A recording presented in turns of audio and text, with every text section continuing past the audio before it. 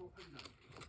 그리고 썸맛에 대한 부분은 사람의 에스티메이터보다 10분의 1 정도 수준으로 설계가 되는 수치라서 저희가 항상 준수하고 있는지를 확인하고 있습니다. 연구원으로 직접 맛을 보고 평가하는 전문 검사입니다. 맛을 좀 어떠냐? 주변에서 봤는데 사료 먹었느냐라고 많이 물어보십니다. 네, 맛이 없고 있고요. 근데 먹어도 괜찮은 음식이니까 딱히 문제라고 느끼고 있진 않습니다. 하루에 물건이 나오는 분들 다 보고 일단 뭐 음식자료나 이런 자료들은 다요. 네, 어떻게 생각하세요?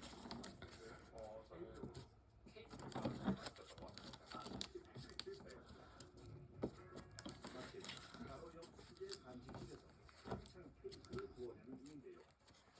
블루베리 치즈케이크 만들려고 오트밀과 치즈와 이런 걸로 해서 사람이 먹는 재료로 해가지고 만드는 거거든요. 그래도 이제 크림을 먹어요. 네, 잘 먹습니다.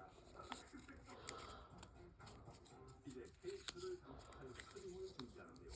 케이크 이제 겉에 크림을 바르기 위해서 요거트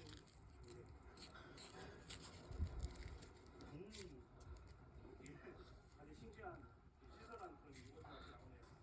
표정은 안 이게 너무 시끄러운 맛이 이건 또 뭘까요? 바다를 들어가려고 단맛을 마지막에 인사하는 비장의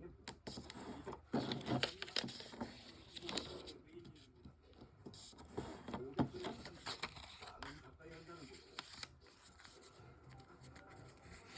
마지막에 치즈거든요. 건강을 위해서 천연 치즈를 그대로 사용을 하고 있습니다.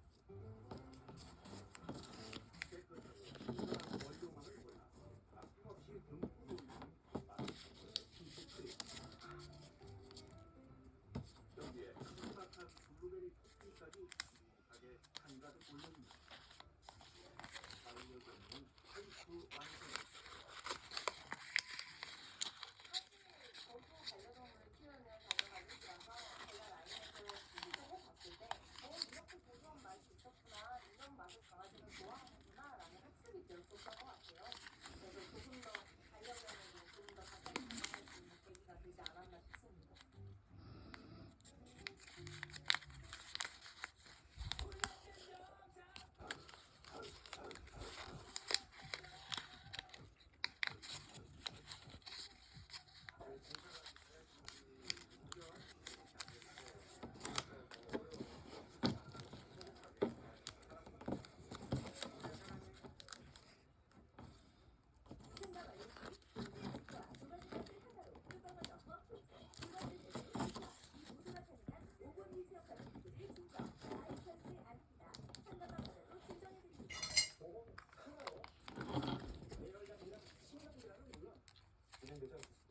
네, 여러 모습을 보이는 것은 그거죠. 지금 부통령 중심으로 해서 지금 국정이 지금 현재 마두로 정권이 유지된 상태에서 마두로는 없지만 진행되고 있잖아요. 그 마두로 정권에 대한 어떤 미국에 있는 장당, 그 나머지 장당 세력에 대해서 그 정부를 잘 운영할 수 있게끔 그 어떤 뭐 메시지를 우회적으로 보내는 것도 그게 있고, 그리고 이게 이제 부당하다는 이런 체포가 부당하다는 메시지를 국제사회에 알려서 당당하다는 메시지를 보여주는 게 있는 거죠. 왜냐하면 이제 확고한 대립성의 사회적 자체를 따지고 보면 국내법 기준에서 군사작전이라는 방법까지 사용한 것이죠. 이 사실은 국제적으로 여러 논란이 있는 분야인데 그것을 연구해 여유로운 모습을 보여준 거라고 생각을 하고, 실제로 이러한 논란이 있기 때문에 지금 현실에서 군사작전한 게 이게 어떤 성격의 문제가 없는지 판단하는 측면에서 확보하고 의견 일치가 안 됐다는 점이 분명히 보여지거든요. 그래서 연방법원에서는 승리를 하겠지만 사격 정상을 미국으로 데려와서 미국의 법에 따라서 심판하는 게 맞는지 그 정상적인 너무 무서울 가능성이 높습니다. 그렇게 따지면 남한사는 내부적인 소속적 자가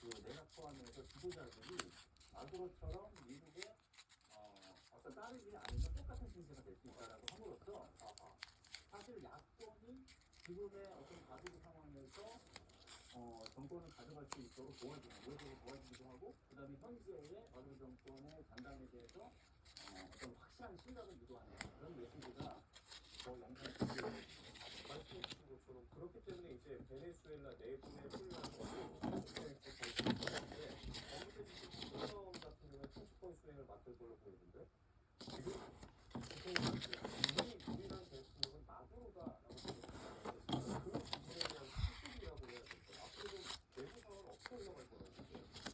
대통령에 대한 입장이 좀 다른 것 같아요. 미국에서 생각하는 거하고 대통령이 이제 마두로를 여전히 대통령이 생각한다는 거하고 다르게 미국에서는 대통령한테 미국의 어떤 그 공조하겠다라는 식으로 공조하고 여러 가지 지지를 하겠다는 식의 메시지를 했다고 하는데 지금 그게 시점에 따라 다를 거예요. 한 시간이 변하고 뭐 하루 변하고 다를 그런 상황이기 때문에 그게 아주 그냥 그 시간 단위에 달라질 수 있는 거라고 볼 수 있고요. 다만 이 상황에서 야권이 지금 전국을 안정시키기 위한 역할을 하려면 사실은 야권이 분열되면 안 되죠. 야권이 여러 목표를 내게 되면 현재 장남 목표를 내게 되면 그러한 내부적인 정치 정권 싸움을 치열하게 역할을 보고요. 그러기 위해서는 아직까지가 국제적인 이슈들과 맞춰서하고 불변될 수가 있잖아요. 나타나는 분열을 워낙 연대를 해왔는데 이번 기회에 얼마나 더 연대할 것인지 이것도 관전 포인트라고 볼 수 있고, 그리고 야권이 결집을 했을 때 그 결집을 하는 그런 그 기간, 지속성이 얼마나 가능할지, 또 정치와 그 어떤 권력의 특성상 결집을 했다가 본인이 먼저 이제 사실 나서서 정권을 가져가기 위해서 구매할 수도 있거든요. 예. 그런 것들까지 이제 굉장히 빠르게 진행될 것이라고 봅니다. 상황이 굉장히 긴박하게 돌아가고 있기 때문에 어떤 상황들이 펼쳐질지에 대해서도 지켜봐야 할 것 같은데 트럼프 대통령은 베네수엘라가 잘하면 그만하지 않겠다라고 말하는 거지만 그렇게 되니까 세상이 이제 과거를 좀 되짚어보고 큰 대가를 인공위성의 건설을 다시 발굴시키니까 나는 지금도 계속해서 이야기가 나오고 있고 당장 트럼프 대통령 같은 경우에 어쨌든 핵미사장의 시설 경제를 실거시키는 거 그리고 미국의 석유 기업의 이익을 지키겠다는 거 이런 목적을 가지고 있을 것으로 보이는데 이런 의도가 좀 벌써 보이니까 맞습니다. 이번 그 폭발 원리 시스템의 그 웨스턴 세 가지로 일단 나눠볼 수 있는데요. 전략적 목표는 서반부에서 세력권을 미국이 장악하겠다. 그게 이제 있는 거거든요. 예. 두 번째는 경제적인 어떤 목표로서 세계 일가를 이제 장악하겠다. 세 번째는 국제 만든 측면에서 목표로 마약을 이제 차단하겠다. 마약 유입을 차단하겠다. 이런 것들이 이제 결국은 군사작 간의 대령이라고 볼 수 있는데, 그런데 이 목표를 달성하기 위해서 베네수엘라의 중장기 지분 유도들을 가능할 수 있다는 것을 추산하는 거에 대해서는 여러 개의 예에서도 사실은 다른 목소리가 나오고 있어요. 그러면은 말씀하신 대로 과거에 그 강령교사 산하에게 장립된 그런 그 사례를 그대로 또 공격을 받는 게 아닌가. 그게 이제 대표적으로 2003년 이란 침공 때 뭐 빠르게 실패해서 20년 이상 대외적인 안전한 하면서 시작했잖아요. 그게 있었고, 그뿐만 아니라 중남미에서 1823년 멀로디가 가동된 이후에 수많은 교육을 해왔어요. 대표적으로 1920년에 피그만 침공이 있었고 1930년에 파나 침공이 있었는데, 이게 사실 전략적으로 다 실패한 사례들도 치부가 되는데, 이거를 이런 근처를 그대로 가질 것이냐에 대한 우려가 나가지는 있기 때문에 과연 이게 진짜 지상군 기준으로까지 이어질지는 쉽지 않은 결정이 될 거라고 봅니다. 그러면 이 시점에서 이제 또다시 한 가지 의문이 생깁니다. 트럼프 대통령이 주장해온 미국 우선주의의 핵심 중에 하나가 이제 대외 분석이 철저하지 않겠습니다. 오늘 상황을 보았을 때 지금 상당한 반론의 국면을 보였을 때 오늘 이런 관계처럼 껄끄러운 관계에 있는 나라들이죠. 뭐 북한하고 정말 이 부분을 어떤 메시지로 받아들일지에 대해서도 궁금하거든요. 어떤 생각입니까? 그 메시지를 어떻게 받아들이는지는 트럼프 행정부가 지난 작년 출범한 이후에 진행되어 왔던 행태와 내놓은 뭐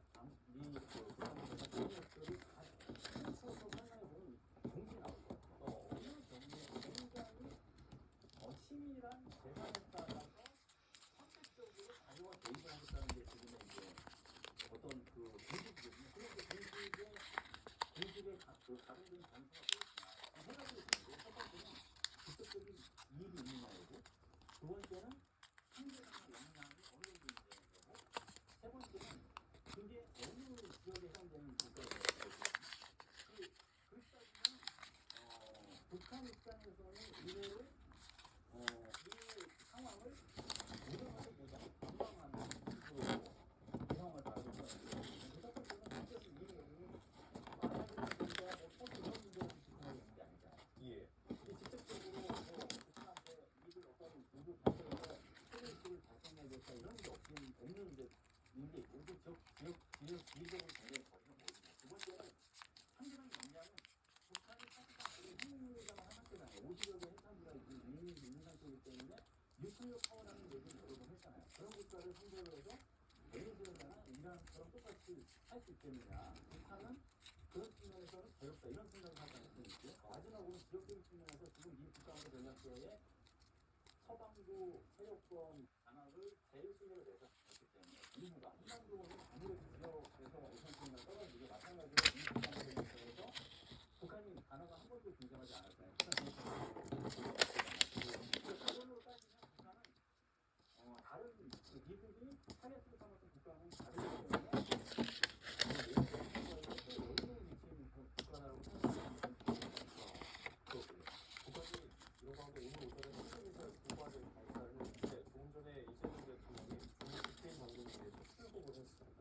한중 정상이 이제 마주 앉을 텐데 그 자리에서 어떤 내용을 보면서 이번 베네수엘라 사태까지 좀 이야기가 오고 갈 수 있을 것 같아요. 오고 가야지 사실은 그 의미가 더 생길 것 같아요. 북한 같은 경우 단독 탄도미사일을 지금 타이밍에 맞춰서 발사한 걸로 보이죠. 이게 왜 발사했냐 두 가지 배경이 있는데 아까 말씀드린 것처럼 북한은 이란이나 베네수엘라나 다른 국가라는 것을 목표를 내므로써 미국이 북한 상대로 그런 선택지를 절대 쓸 수 없다라는 것을 이제 다시 한번 자기시킨 효과가 있는 것이고 그 다음에 북한 입장에서는 어떠한 전략 협력을 거래하는 수준으로 북한이 또 중국하고 그 정도의 협력을 하려고 하는 한중 정상회담이 이루어지는 것에 대한 불편함이 있을 거예요. 특히나 북한 비핵화라는 어떤 의미가 올라가는 굉장히 뻔하고 있잖아요. 그런 것을 사전에 단속하기 위해서 탄도미사일을 발사한 것으로 보여지는데 다만 그럼에도 불구하고 트럼프가 올 4월에 방중할 대비에 트럼프 대통령하고 김정은 위원장이 회동할 가능성이 높겠잖아요. 그런 측면에서 보자면 북한은 베네수엘라 사태가 성공이 될 것 같습니다. 그 정도까지 한 국가인데 그렇게 만나자고 하는데 그냥 만나는 걸 그냥 무조건 나몰라라고 수는 없다라는 측면에서 좀 더 진지하게 생각하는 거죠. 그런 것까지 다 포함해서 앞으로 한 번 더 긴장 완화하고 연계되는 거잖아요. 트럼프 긴장을 해볼까지 그래서 그런 내용까지 포함돼서 바로 가능성이 있고 그렇게 해야지 국익 측면에서도 도움이 된다고 봅니다. 내일 어떤 이야기들이 나올지에 대해서 좀 지켜보도록 하겠습니다. 오늘 말씀 여기까지고요. 지금까지 강기일수를 본의 외교연 교수와 함께했습니다. 말씀합니다. 네, 다음 소식이 넘어갑니다. 여야 사당은 5개월 뒤에 열릴 지방선거 평화를 걸고 있습니다. 저마다 민생과 국민을 방송하며 승리를 다짐하고 있지만 넘어야 할 산도 마찬가지인데요. 이들이 난관을 뚫고 민심을 얻을 수 있을까요? 보완드립니다. 여야 공당들이 새 컨디션에 치면 지방선거 승리였습니다. 민주당 엄청난 대표는 청년 인사회에서 일과 이게 미치지 않으면 미치지 않는다는 말을 가슴속에 새기겠다고 말했습니다. 말 그대로 올해 정치적 최대 이벤트인 지방선거에 폭력전을 예고한 겁니다. 이제는 정부의 성공, 그리고 지방선거의 승리, 당정청이 저런처럼 전통의 목적, 지금까지 그래왔듯이 원팀, 원포인트, 당정청이 공연일체 합심 단결하여 지방선거를 앞두고 새해 벽두부터 노무현 전 대통령 노력을 선배하고 문재인 전 대통령을 예방하며 지지층 격출에 나선 정대표 강성우 의원과 김병기 전 원내대표가 연루된 공천원금 논란을 비롯해 당내 각종 의혹의 단호한 대처 움직임을 보이고 제명하는 등 조기 강경 대응을 이어가며 당의 도덕성에 흠집이 나지 않도록 각별히 주의를 기울이는 모습입니다. 윤리심판원에서 이 제명에 준한 그런 징계 사유가 있다라고 하는 사실을 확인하는 결정을 한 것이고 사실상 제명을 하는 그런 절차입니다. 선거에 악영향을 미칠지도 모른다는 판단이 반영됐다 해석이 나옵니다. 범여권 조국정신당은 이번 선거에서 대표 역할을 부각하며 존재감을 각인하겠다는 각오입니다. 조국 대표는 민주진보 진영에 힘을 합치겠다며 이재명 정부의 성공을 위해 전략적인 관대자 핵심 역할을 하겠다고 말했는데요. 민주당과의 협력을 기조로 삼으면서도 혁신당의 차별성을 부각해 장기적으로 민주당과 연대를 포함해 중앙정치에서 세력 확장을 늘릴 것으로 보입니다. 이제 야권의 상황을 살펴볼까요? 국민의힘 장동혁 대표는 새해 첫날부터 정치의 기본은 국민을 만드는 것이라고 말하며 혁신구애에 나섰습니다. 서울 한충원 참배 후 방명록엔 인류 강론, 경제 양립, 국가의 토대는 국민이고 정치의 본질은 국민의 삶을 살리는 데 있다는 도전의 문자를 적기도 했죠. 선거를 생각하고 선거의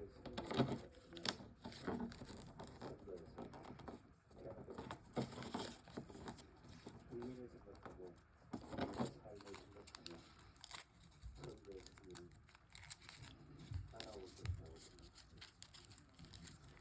중도로의 외환 확장을 주장하는 내부 목소리에도 일단 지지층 결집에 집중하고 있는 당 대표.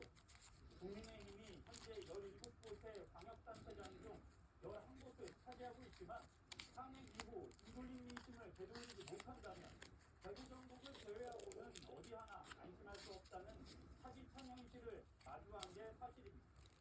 당장 대승에 불이 떨어진 오세훈 서울시장은 당이 대원에 대해 사과해야 한다며 지도부를 향해 직접 반대했습니다. 이제 대형부터 완전히 저렴하게 때가 오는 그만 심었다고 생각합니다.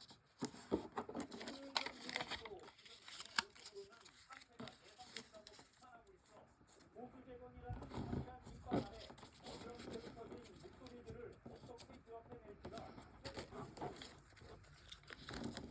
새해를 대추에서 맞은 개혁신당은 국민의힘과 중앙 경쟁을 하겠다며 본격적인 선거 정책을 예고했습니다. 이준석 대표는 연대라고 하는 것은 정치인의 얄팍한 대상으로 이루어지는 게 아니라며 국민의힘과 손잡는 것에 일단 선회되었는데요. 광역단체장 선거와 국회의원 재보궐선거에도 힘을 쏟겠다면서도 기초의원 선거에서 최소 3자릿수 이상의 당선자를 내겠다는 각오를 밝혔습니다. 일선 부산선거를 5개월 앞두고 각 정당들은 한 목소리로 민생을 외치고 있습니다. 선거에 이기기 위해 민심을 얻어야 한다는 진단에서는 일치했는데 목소리의 마음을 얻는 선거는 어떨지 지켜볼 일입니다. 지금까지 여의도 풍년이었습니다. 서울시의 대표 논란의 문건을 나오고 있는데요. 이걸 통해서 인터넷을 즐길 수 있는 곳에 뉴스캐스터가 나가 있습니다. 현장 연결을 드리겠습니다. 하메스 캐스터 나와주십시오. 네, 저는 지금 경기도 남양주에 있는 사계절 썰매장에 나와 있습니다. 매번 한파가 지나가고 오늘은 바깥나들이 즐기기 좋은 날씨가 이어지고 있는데요. 이곳에서 즐거운 겨울 추억을 만들기 위해 모인 나들이객들이 북적이고 있습니다. 사계절 썰매장은 계절에 맞는 야외 활동을 언제나 즐길 수 있는 곳입니다. 봄과